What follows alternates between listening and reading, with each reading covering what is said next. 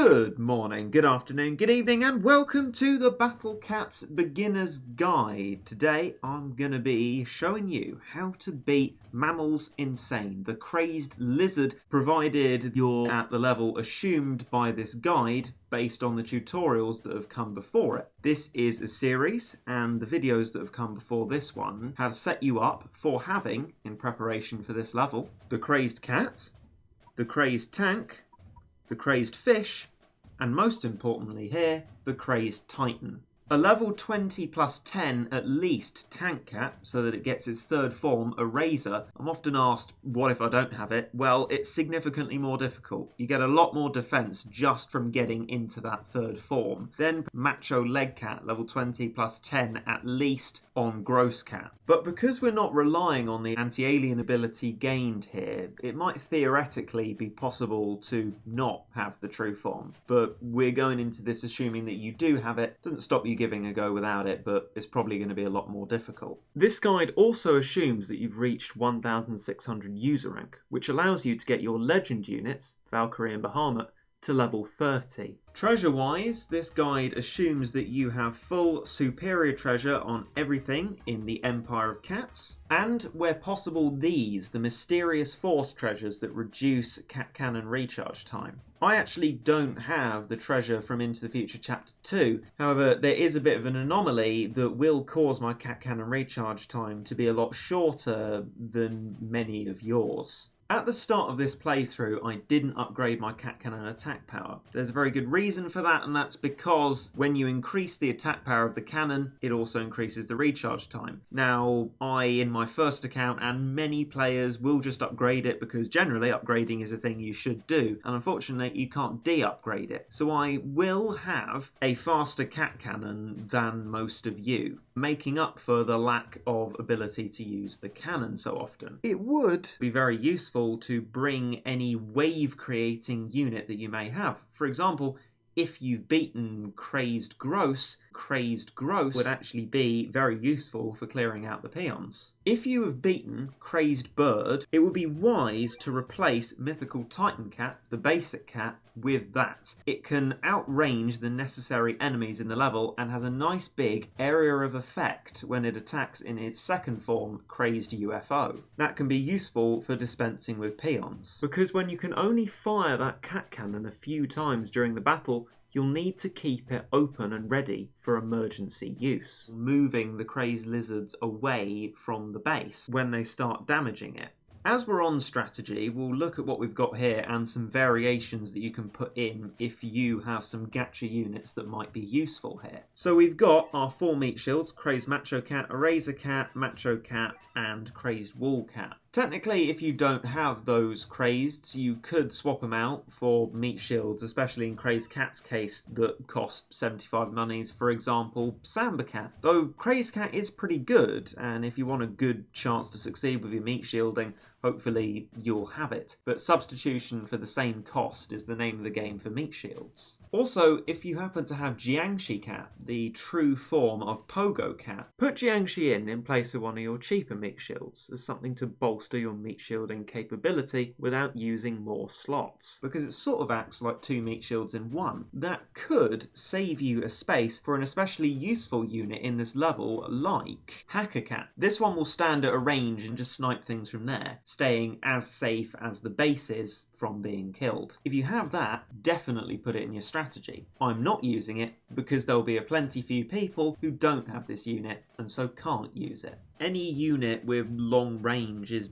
generally quite useful to use. If you have anything that could possibly snipe the crazed lizards that we have no capability to snipe, that's going to help your cause. The purpose that Bahamut is being used for in this strategy can actually also be fulfilled by Valkyrie. I'm using Bahamut because it has a larger attack power that can be useful if you get stuck in some sticky situations. The benefit of Valkyrie is that it can actually sometimes be a unit that gets a jab on the crazed lizards that you need to kill, whereas Bahamut certainly can't do that. As for Mythical Titan Cat, I would really hope that yours might be level 20 plus 10 or greater. That will get it its third form, Jamira Cat, which actually has a lot more of a possibility to walk up to the crazed lizards in the level and hit them. Whereas this one doesn't really. I think I've only seen it land a hit about once. Crazed Titan is the one that's going to be able to do those necessary hits. Now, you may have noticed when they're in these forms, they look incredibly similar. So I would suggest in your battle lineup separating them. And for reference, you can tell them apart by looking slightly to the right of their faces. The Crazed Titan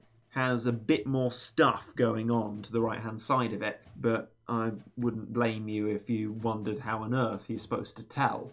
Another way to do it if you don't have Jamira is remove your mythical Titan and replace it with Valkyrie along with Bahamut. This can, if you use them interchangeably, help you get out of most sticky situations. However, you might have trouble getting them out, considering that monies can be tight in this level. I would actually recommend bringing a rich cat. It's going to free up the start a lot more, and if you don't bring it, you have to be very specific about what you do at the start. I will run through the non-rich cat method in case you don't have a rich cat, but to make life easier, I'd recommend putting one on. It's actually best to have crazed lizards, what's known as synched, when they're all in one clump and it actually looks like there's one crazed lizard with a huge shadow. Because it's attacking at the same time and in the same place, they'll only be hitting certain units, whereas if they were spaced out, they'd be hitting a much larger number of units. Sniper cat would disrupt them and put them into different places. And so usually that would mean sniper is a bad idea in this level. However, I will suggest using it, because there are two factors diluting those cons to bringing it into the battle. There's almost always something in front of the crazed lizards that the sniper would hit first, thus not disrupting them, and Crazed Titan has a 10% chance to release a wave attack that, if released, would separate the crazed lizards anyway. And in that spirit, although it might make jabbing damage onto the crazed lizards more difficult, separating them using a sniper the cat might actually be a good way to get out of not being able to use the cat cannon as much. Yes, it would probably take longer overall to defeat all of them because they're in different locations, but at least they are kind of steadily being knocked back away from the base when it matters most. At the very start of the battle, upgrade your worker cat to level 2 and then put out a cautionary eraser and then the rest of your meat shields and macho legs. Legs is the main firepower you're going to be using at the start because it's quite cost effective, and yet that really is all you can afford.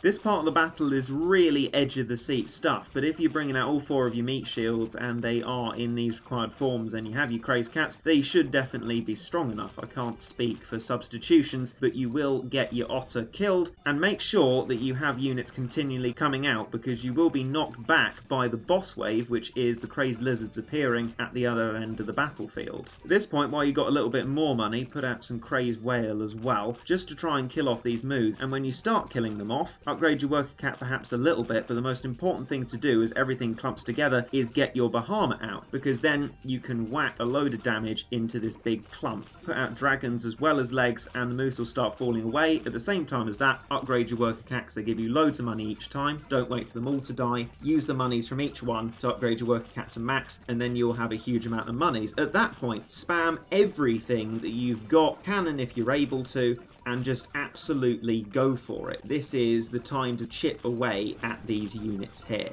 If you have Hacker Cat, now is the time to spawn it. It'll stay at the base and will likely hit the crazed lizards, and because you're spamming so much stuff in front of it, it's going to stay very much protected. This is the most difficult point of the battle because all of the crazed lizards are around. After this, it only becomes easier as they start to die off. If this large-scale chipping away of the health of the crazed lizard clump doesn't really go that well, it would probably be advisable to force close at that point.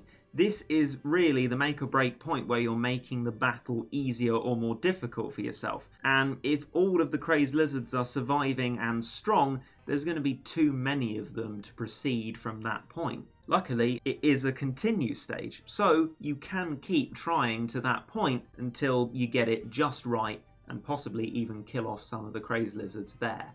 If you're not chipping away on the crazed lizards far enough at this point, and by chance you have been doing these levels in a different order and you've beaten Into the Future Chapter 3 by now, Using Bahamut's true form, Awaken Bahamut, is actually quite useful here. You could try using Awaken Bahamut to rush in and chip away at the Crazed Lizards. If it lands a hit, you're golden. Just be aware that a Bahamut might get caught out and then be repeatedly knocked back until it dies. If that happens, force close and try again. While it's just the Crazed Lizards, switch your meat shielding to only the Crazed tank. That's because they're not going to advance past a single line of them. It's only when the otters come along that you need more meat shielding, and this helps you to conserve your monies if it was low. When the otters come back, bring back all 4 of your meat shields and put out your macho legs in the same way that we were doing at the start. If you can afford to, put out dragon and whale as well. When the otta-smack-us are dead, bring out the Crazed Titan. This is the point in the battle where it gets the damage off on the Crazed Lizards. At some point, there we go,